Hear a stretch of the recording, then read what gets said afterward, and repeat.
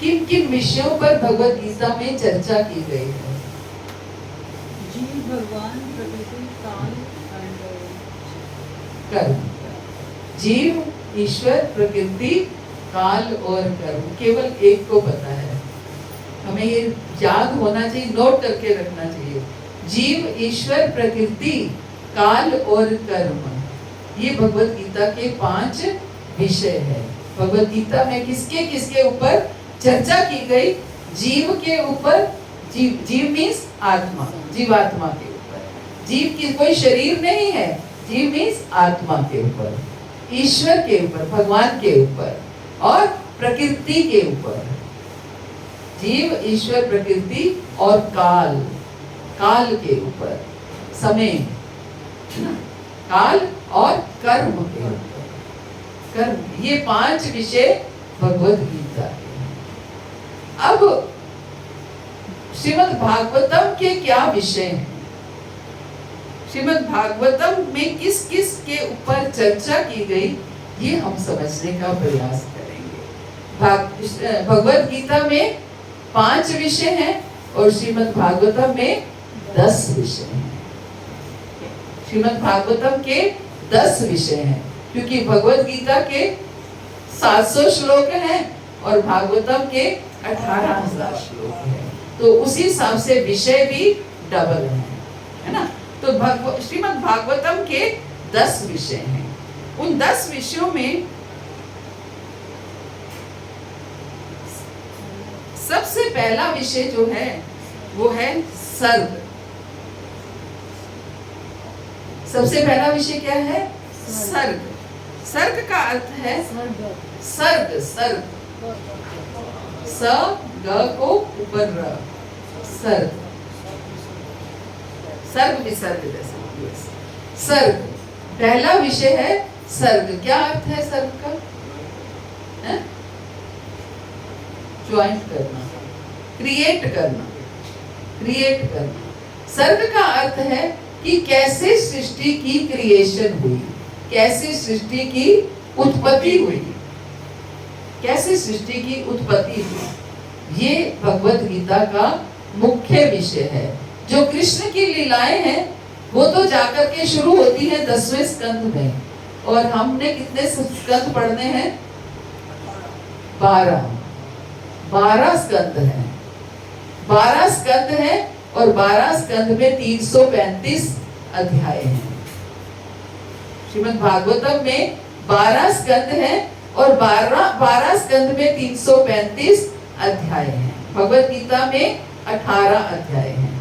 भागवतम में 12 स्कंद हैं, means 12 parts में भगवत गीता को भागवतम को डिवाइड किया गया है, और उसमें 335 अध्याय हैं, पूरे 12 स्कंद। तो जिसमें जो कृष्ण की लीलाएं हैं वो तो शुरू हुई हैं 10वें स्कंद में जाकर के। पहले 9 अध्यायों में क्या है? पहले 9 स्कंदों में क्या है? 9 स्कंद के बाद 10वें स्कंद में जाकर के व्यासदेव जी ने कृष्ण की लीलाओं का वर्णन किया है। उससे पहले क्या है? उससे पहले यही है। उससे पहले क्या है कि कैसे सृष्टि की उत्पत्ति हुई। सर्ग है, पहला विषय है सर्ग, और दूसरा विषय है विसर्ग। दूसरा विषय है विसर्ग। विसर्ग का क्या अर्थ है?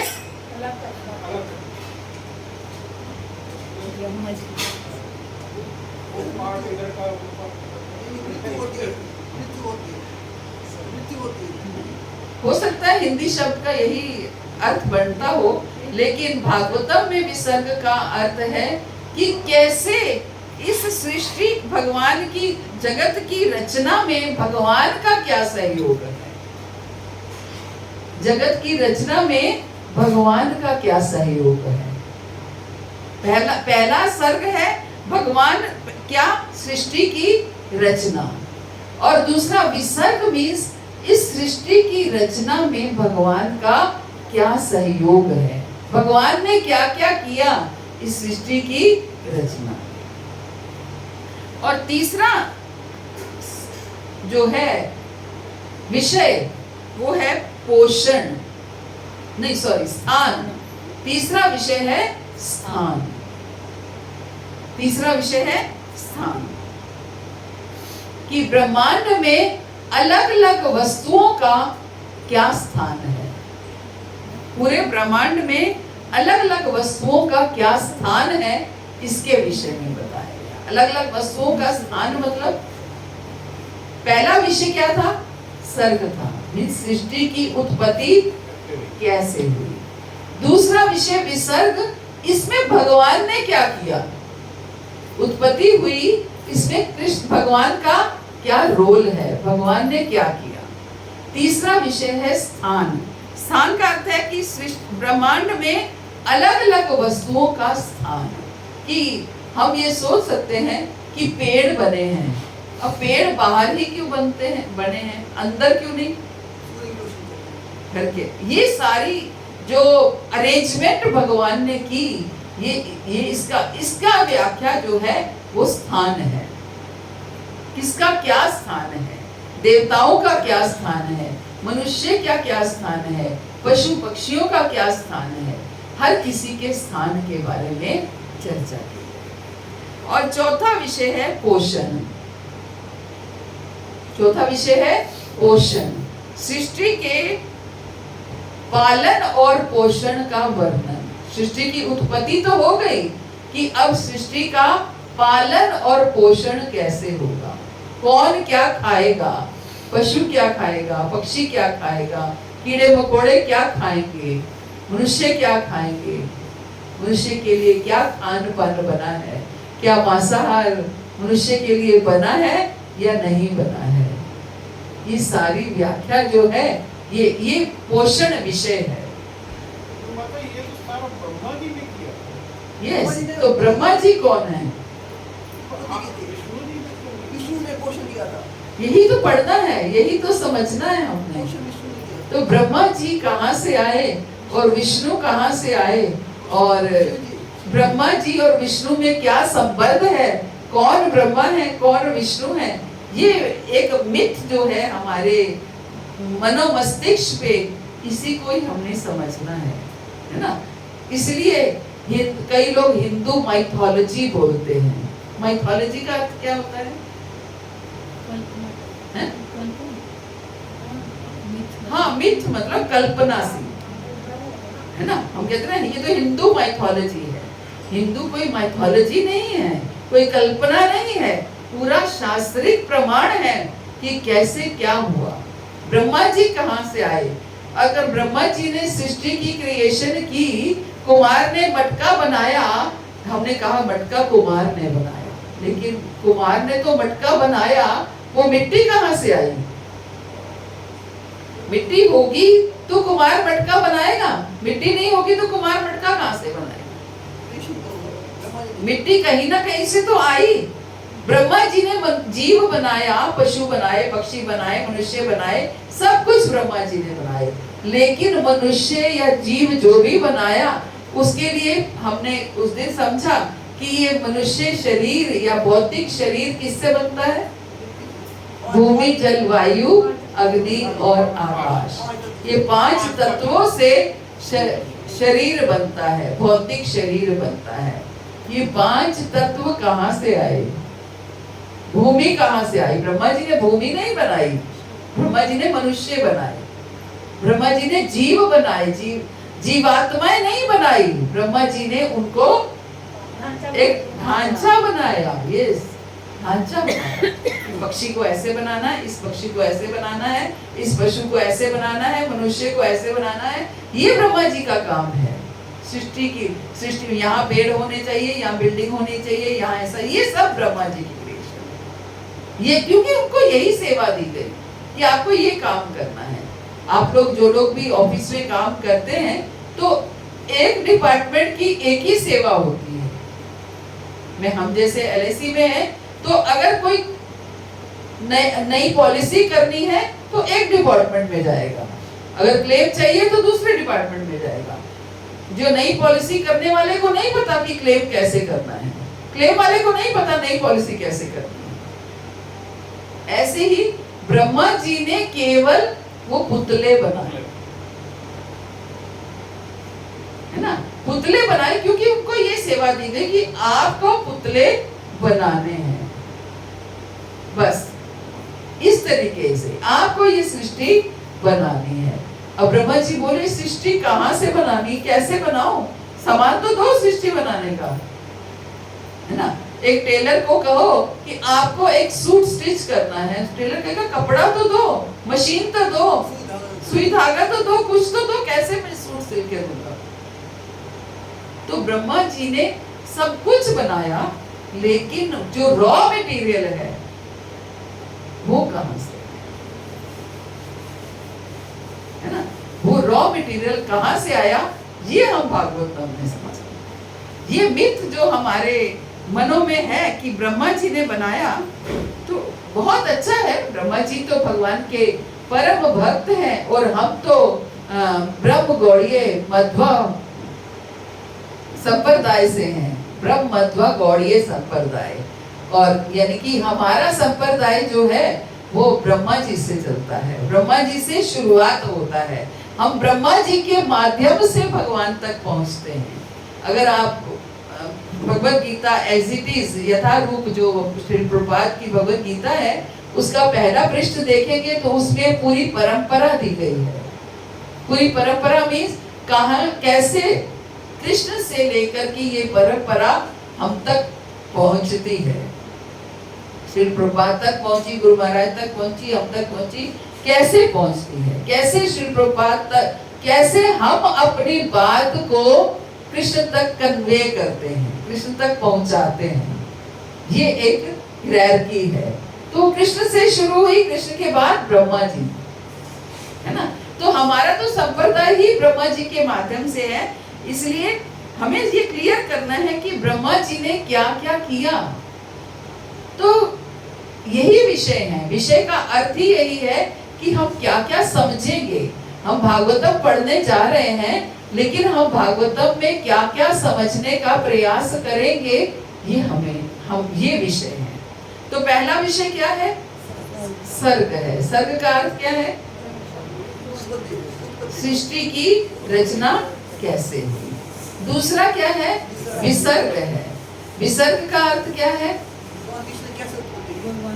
इसमें भगवान का क्या रोल था। यही प्रभु जी ने प्रश्न यही किया कि सृष्टि की रचना तो ब्रह्मा जी ने की, तो फिर भगवान का क्या रोल था, ये हमें नहीं पता ना। तो ये विसर्ग में हम, ये विसर्ग है, ये समझने का हम प्रयास करेंगे। तीसरा स्थान विषय है कि ब्रह्मांड में अलग अलग वस्तुओं का स्थान क्या क्या है। और चौथा विषय है पोषण, कि सृष्टि के पोषण और पालन का वर्णन, सृष्टि के पोषण और पालन का वर्णन, कि कैसे सृष्टि का पोषण होगा। ये भी सब कुछ, ये भी विषय है कि कैसे सृष्टि की उत्पत्ति तो हो गई, अब पोषण कैसा होगा, पालन कैसा होगा। और पांचवा विषय है उति। पांचवा विषय है उति, उति, उति, यस, UTI, उति, उति, उति, है ना। पांचवा विषय है उति। उति का अर्थ है कि सृष्टि की उत्पत्ति और विकास, सृष्टि का विकास कैसा होगा। ऐसा तो नहीं कि जैसे सृष्टि बनाई वैसे की वैसे रहेगी, विकास भी होगा, है ना। भगवान ने जितने जीव बनाए उनका विकास कैसे होगा, कैसे संतान उत्पत्ति होगी, कैसे आगे विकास होगा, उनका आगे पोषण कैसे होगा, कैसे। विश्वकर्मा जी ने नहीं बनाया क्या विश्वकर्मा जी ने, ये जो मतलब बुद्धि का अर्थ है कि सृष्टि का विकास कैसे होगा, एक्सपेंड कैसे होगी, विकास मीन्स कैसे ग्रोथ होगी सृष्टि की, कैसे धन धान्य, कैसे खेती बाड़ी बढ़ेगी, क्या ये बीज कहाँ से आएंगे, कैसे क्या होगा। मतलब जैसे पाषाण युग से हम यहाँ तक, बिल्कुल पाषाण युग से पहले हम पाषाण युग में थे, अब यहाँ तक हम कैसे पहुंचे, है ना। पहले ये भी नहीं था कि अग्नि जलाई जा सके, है ना, ये मैच बॉक्स ये सब कुछ नहीं थे, पत्थर को घिस घिस करके अग्नि जलाई जाती थी। तो ये क्या है? सृष्टि का विकास है। कैसे सृष्टि का विकास होगा। और छठा विषय है मनवंतर। मनवंतर, मनवंतर क्या होते हैं? युग बदलते हैं ना, युग बदलते हैं, है ना। मनवंतर, मनु से मनवंतर, कहते हैं ना हम मनु की संतानें हैं, हम मनु की संतानें हैं, तो मनवंतर होते हैं। ब्रह्मा जी के एक दिन में, इतनी जल्दी मैं ये बताना नहीं चाहती हूँ, लेकिन थोड़ा सा हिंट दे सकते हैं कि ब्रह्मा जी के एक दिन में 14 दिव्य युग होते हैं। 14 दिव्य युग। 14 दिव्य युग का अर्थ क्या होता है कि 71 बार सतयुग, चारों युग 71 बार हो जाते हैं। चारों युग एक बार बीत जाते तो एक दिव्य युग होता है। चारों युग एक बार बीतेंगे तो एक दिव्य युग होगा। और 71 दिव्य युग से ब्रह्मा जी का एक दिन होगा। दिव्य युग, नॉट युग। 71 एक दिव्य युग किससे होता है? चारों बार, एक बार सतयुग बीत जाए, एक बार त्रेता बीत जाए, एक बार द्वापर बीत जाए, एक बार कलयुग बीत जाए। तो ये चारों युग जब एक एक बार बीत जाते हैं तो एक दिव्य युग बनता है। और ब्रह्मा जी के एक दिन में 71 दिव्य युग होते हैं। और ऐसे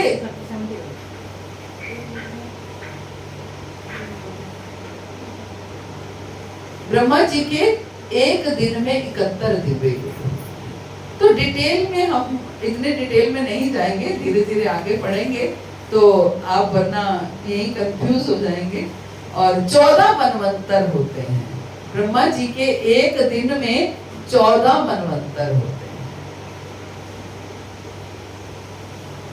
है ना। तो ये है, ये विषय क्या है? मनवंतर। तो कैसे ये मनवंतर क्या होता है, ये हम आगे इसको डिटेल में पढ़ेंगे। और एक तरह से सृष्टि का चक्र है। 14 मनवंतर के बाद जब ब्रह्मा जी का एक दिन बीतता है, 14 मनवंतर के बाद एक दिन बीतता है, ऐसे ही ब्रह्मा जी की 100 वर्ष की आयु होती है। हम ये सोचते हैं ब्रह्मा जी तो कभी मरते नहीं हैं, है ना, ब्रह्मा जी तो शाश्वत हैं, अमर हैं, लेकिन ब्रह्मा जी भी अमर नहीं है। ब्रह्मा जी की आयु कितनी है? 100 वर्ष की आयु है। वो बात अलग है, उनके 100 वर्ष हमारे 100 वर्षों जैसे नहीं है। उनके एक दिन में 14 मनवंतर होते हैं, तो आप सोचिए 100 वर्ष कितने बड़े होते होंगे। तो 100 वर्ष के बाद ब्रह्मा बदलते हैं। 100 वर्ष के बाद प्रलय होती है और फिर नई सृष्टि क्रिएट होती है। माता ये हिरण्यकश्यप ने ये 100 वर्ष का जो है वो उन्होंने कहा था कि मेरी उम्र ही 100 वर्ष है, ये ब्रह्मा जी ने, हमने जैसे सुना।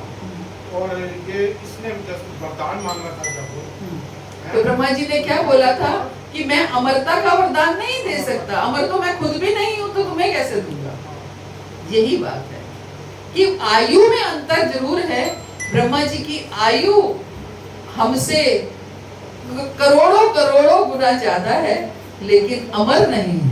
पर उसने इतनी तो वो कर ली थी, तपस्या तो कर ली थी हिरण्यकश्यप ने।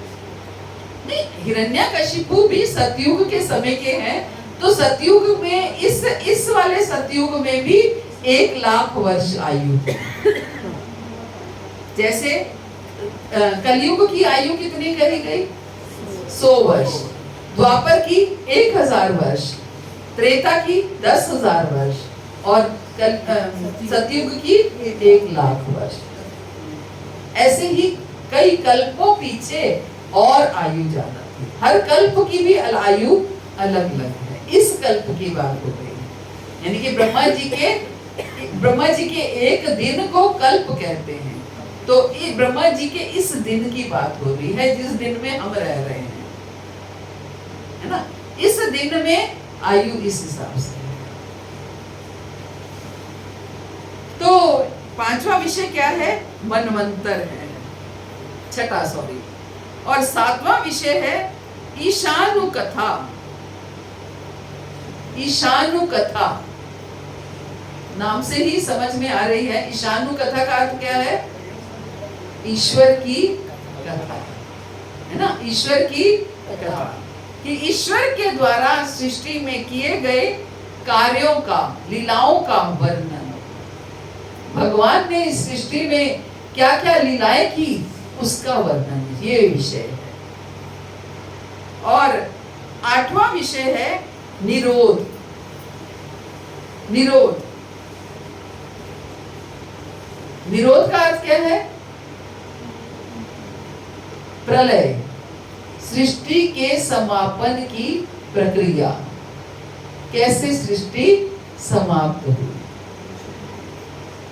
है ना, कैसे समाप्त होती है, ये निरोध, ये आठवां विषय है। और नौवां विषय है मुक्ति।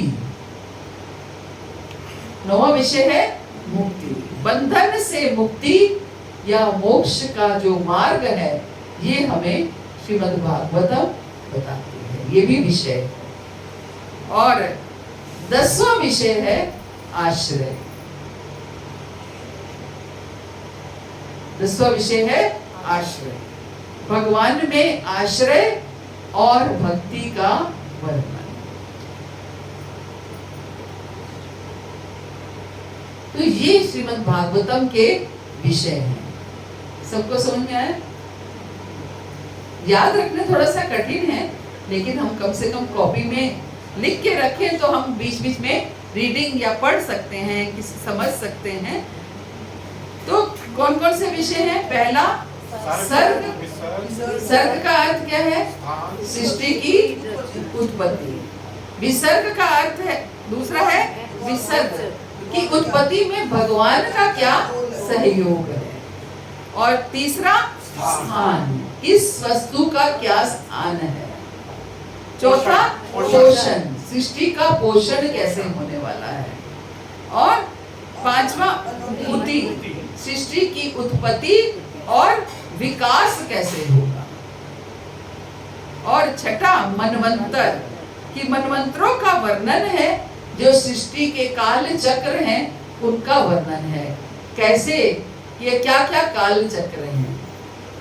और सातवां ईशानु कथा, भगवान की कथाएं, उनकी लीलाओं का वर्णन है। और आठवां निरोध, कैसे सृष्टि का समापन होगा।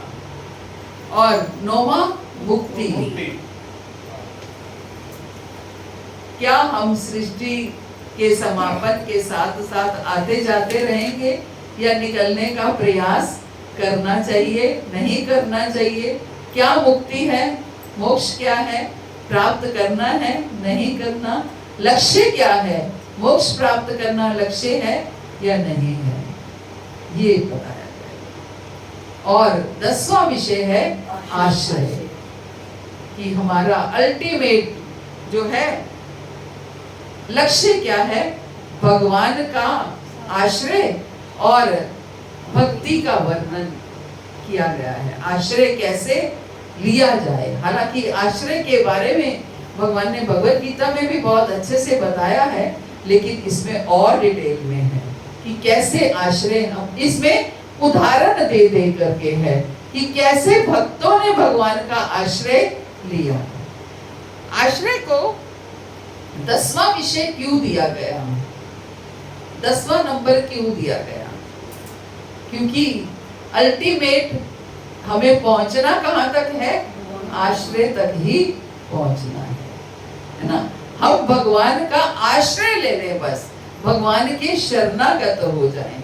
जिसका भी हम आश्रय लेते हैं एक कुत्ता अगर आपके घर में रोज आकर के बैठना शुरू कर देता है, आपका पेट डॉग नहीं है, वो आपका पालतू कुत्ता नहीं है, लेकिन रोज वैसे ही आपके घर में कहीं आके बैठता है, तो 2 दिन बैठेगा, 4 दिन बैठेगा, 5वें दिन आप उसको रोटी डाल दोगे कि रोज आके बैठता है तो बेचारा भूखा होगा, गर्मी है, सर्दी है। 8-10 दिन हालांकि आप दुत्कारोगे भी शुरू में, लेकिन फिर जब रोज देखोगे रोज वही कुत्ता आकर के बैठता है, तो 8वें दिन आप रोटी अवश्य डाल दोगे, है ना, कि ये कुत्ता रोज आके बैठता है, चलो और कुछ नहीं, बची हुई रोटी ही इसको दे दो। फिर जब बची हुई रोटी के बाद आप ताजी रोटी भी खिलाने लगोगे, फिर धीरे धीरे आपको उससे मोह हो जाएगा। क्यों? आप तो दुत्कार रहे थे उस कुत्ते को, क्योंकि उस कुत्ते ने आपका आश्रय ले लिया, है ना, कुत्ते ने आपका आश्रय ले लिया। मारो भी काटो भी जो इच्छा तो हार, आप कैसा भी रखो, मुझे आपके घर में ही बैठना है। तो ऐसे ही हमें भगवान का आश्रय लेना है। जैसे हम ड्यूटीज करें पर मोह ना करें, ऐसा हो सकता है? हाँ, क्यों नहीं हो सकता, क्यों ना। यही तो भागवतम में उदाहरण दे दे के समझाया गया है कि कर्तव्य करने हैं लेकिन मोह नहीं करना है। इसलिए समझाया गया कि कैसे धृतराष्ट्र ने मोह किया, और कुंती महारानी क्या कह रही हैं, हे प्रभु मुझे बार बार दुख दीजिए, मुझे बार बार दुख दीजिए ताकि मैं आपका स्मरण कर पाऊं। उसने नहीं सोचा कि मैं दुख मांग रही हूँ, मेरे पुत्रों को इतना कष्ट मिल रहा है, बेचारे बन बन घूम रहे हैं, कोई कुछ खाने को नहीं, कुछ नहीं, प्रभु मुझे बार बार दुख दीजिए ताकि जब जब आप दुख देते हैं आप मेरे पास आते हैं।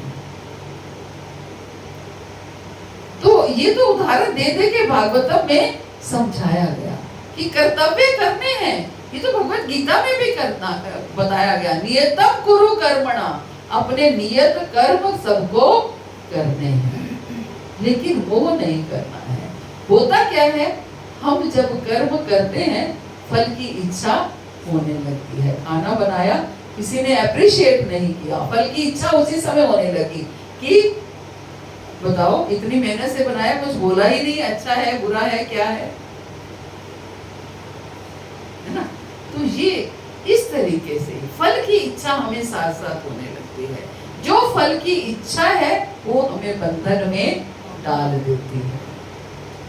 तो ये हम भागवतम में समझने का प्रयास करेंगे। मैं पिछली बार भी सोच के आई थी पहला श्लोक करूंगी, इस बार आज भी सोच के आई थी, लेकिन अगली क्लास में हम उससे पहला श्लोक करने का प्रयास करेंगे। और तो इस तरीके से ये 10 विषय हैं, उन 10 विषयों पर हम कैसे चर्चा कर सकते हैं, क्या कैसे कैसे भगवान ने इनकी चर्चा की, कैसे समझाने का प्रयास किया, ये हमें पूरे भागवतम में हम समझेंगे। हरे कृष्णा, श्री प्रभुपाद की जय, गुरु महाराज की जय। आप सब भक्तों, तो किसी का कोई प्रश्न है? प्रश्न तो बहुत होंगे, लेकिन धीरे धीरे आप देखेंगे जैसे जैसे आप पढ़ेंगे समझेंगे, आपके प्रश्नों के उत्तर अपने आप मिलते जाएंगे, अपने आप आपको सबके उत्तर मिलेंगे, आपको कुछ भी पूछना नहीं पड़ेगा। और अगर प्रश्न आते हैं मन में तो अवश्य पूछना चाहिए, इसलिए प्रश्न उत्तर सेशन अवश्य होना चाहिए। तो किसी का कोई प्रश्न है तो हम 1-2 प्रश्न ले सकते हैं। भगवान ने मन को ऐसा क्यों बनाया? अगर भगवान ने मन को ऐसा नहीं बनाया होता, सबका मन भगवान में लग जाता, तो फिर भगवान को कैसे पता चलता कि क्रीम क्या है, दूध और क्रीम में क्या अंतर है? आपको पता चलता है ना, क्या पता चलता है? क्रीम ठीक होती है ना, गाढ़ी गाढ़ी होती है, उसका स्वाद अलग होता है, दूध का स्वाद अलग होता है। हम कहें कि हम क्रीम ही क्यों नहीं प्रयोग करते, दूध ही क्यों होता है, क्रीम ही होनी चाहिए, सारा दूध क्रीम जैसा होना चाहिए। तो अगर सारा दूध क्रीम जैसा होगा तो आप हमें कैसे पता चलेगा कि क्रीम बढ़िया चीज है और दूध हल्की चीज है? अगर मन नहीं बनाया होता तो भगवान को कैसे पता चलता कि किसका मन मुझ में लग रहा है, वो मेरा भक्त है। सब एक जैसे हो, भगवान कहते हैं ना, समो हम सर्वभूतेषु ना मैं द्वेषो अस्ति ना प्रिया ये भजन्ति तु मां भक्त्या मयिते तेषु जाते। मेरे लिए समो हम सर्वभूतेषु, सब जीव एक समान है, ना मैं किसी से द्वेष करता हूँ और ना मैं पक्षपात करता हूँ। लेकिन जो प्रीति पूर्वक मेरा भजन करता है वो मेरा मित्र है और मैं उसका मित्र। जो प्रीति पूर्वक मेरा भजन करता है, यानी कि जिसका मन मुझ में लग जाता है, जिसका मन मुझ में लग जाता है, भगवान कहते हैं वही मेरा मित्र है। अगर मन नहीं बनाया होता तो कैसे पता चलता कि ये मेरा भक्त है, ये मेरा मित्र है, ये मेरा है, ये मेरे पास आना चाहता है और ये अभी संसार में ही रहना चाहता है। कैसे पता चलेगा? कोई क्राइटेरिया तो भगवान को रखना पड़ेगा ना कि ये मेरे पास वापस आना चाहता है और ये संसार में ही खुश है, संसार में ही लिप्त रहना चाहता है। तो इसलिए भगवान ने मन बनाया जिसका, भगवान तभी तो कहते हैं अपना मन और बुद्धि मुझे दे दो। भगवान ने क्या मांगा है? मन और बुद्धि, शरीर नहीं मांगा। वो बात अलग है कि हमें मन और बुद्धि को लगाने के लिए पहले शरीर को लगाना पड़ता है, इसलिए भगवान ने। ये मन भटकता क्यों है? मतलब हम, हमारा ध्यान उधर लगा हुआ है, फिर एकदम भटक जाएगा, क्यों भटक? अभ्यास से तू कौन्तेय वैराग्येन चक्रेति। अर्जुन ने यही तो प्रश्न पूछा कि मन बहुत चंचल है जो वायु की गति से भागता है, इसे मैं कैसे आपके चरणों में ला करके रख दूं? तो भगवान ने क्या उत्तर दिया?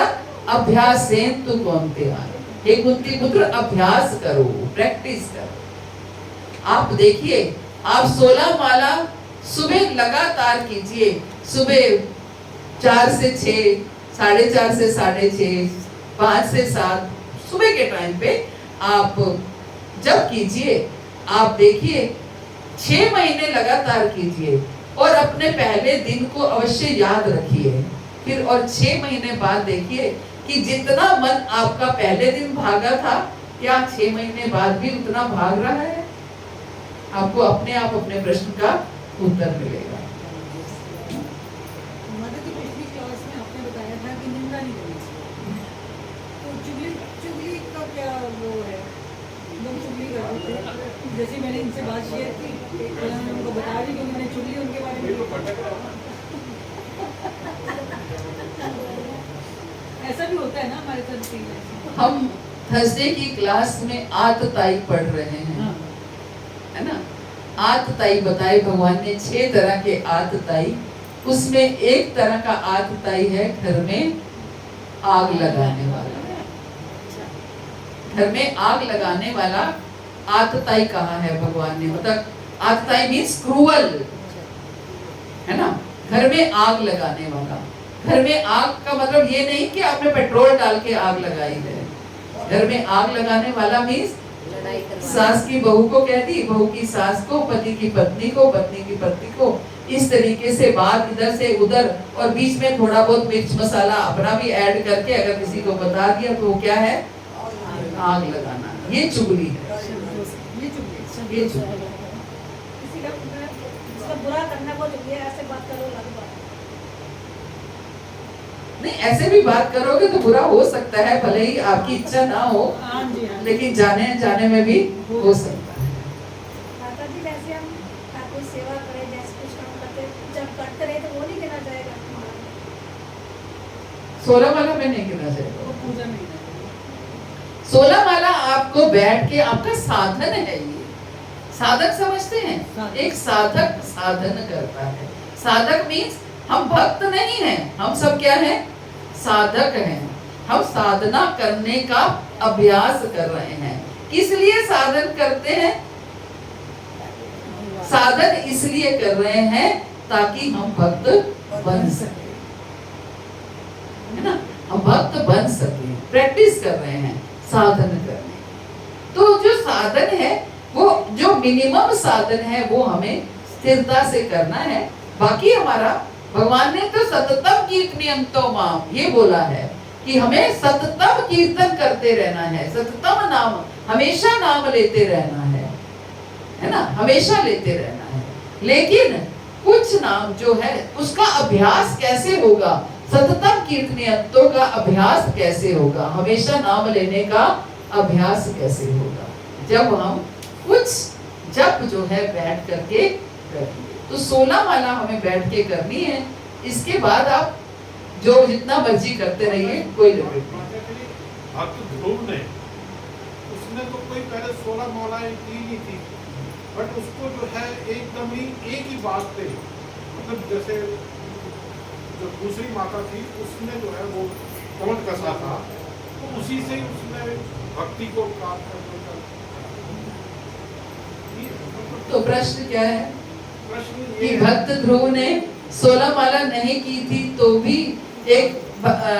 उसने भगवत प्राप्ति कर ली। ओम नमो भगवते वासुदेवाय। तो क्योंकि उनको गुरु जो मिले थे, वो पहली बात तो वो युग अलग था, है ना, वो युग अलग था।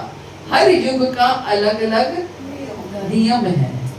उस युग में भक्त ध्रुव ने 6 महीने लगातार तपस्या की, और उन 6 महीनों में पहले महीने में उन्होंने हर 6 दिन के बाद एक केवल बेर का फल खाते थे। फिर दूसरे महीने में हर 12 दिन के बाद केवल एक पत्ता खाते थे, है ना। तीसरे महीने में हर 18 दिन के बाद केवल जल ग्रहण करते थे। आप कर सकते हैं। फिर भक्त ध्रुव के साथ हमारा क्या कंपैरिजन है, वो युग अलग था। वहां उस युग में तपस्याएं होती थी, कर सकते थे, कैपेसिटी थी। हमारे अंदर तो एक दिन फास्टिंग करने की कैपेसिटी नहीं है, एक पैर पे खड़े होने की कैपेसिटी नहीं है, 2 पैरों पे खड़ा नहीं हुआ जाता, जो एक पैर पे तो क्या खड़ा हो जाएंगे। तो जो कैपेसिटी है भगवान ने युग के अनुसार हमें ये सब दिया है। सतयुग में ध्यान का युग था, है ना। त्रेता आया तो क्या हुआ, यज्ञ का युग था। द्वापर आया तो अर्चन युग था, अर्चन पूजन का युग था। त्रेता आया तो नाम का युग है। कलयुग केवल नाम आधारा, सिमर सिमर नर उतरई द्वारा, है ना। कोई किसी ने नहीं कहा कलयुग केवल पाठ आधारा। वो कहते हैं हम ये पाठ करते हैं, हम वो पाठ करते हैं। कलयुग केवल नाम आधारा। तो कलयुग जो है वो नाम पर आधारित है, इसलिए नाम लेना पड़ेगा। ध्रुव महाराज ने नाम नहीं लिया, उन्होंने मंत्र जप किया। हम जो महामंत्र कर रहे हैं इसलिए केवल नाम है ना, इसलिए इसको महामंत्र बोला। हरे कृष्ण। तो माला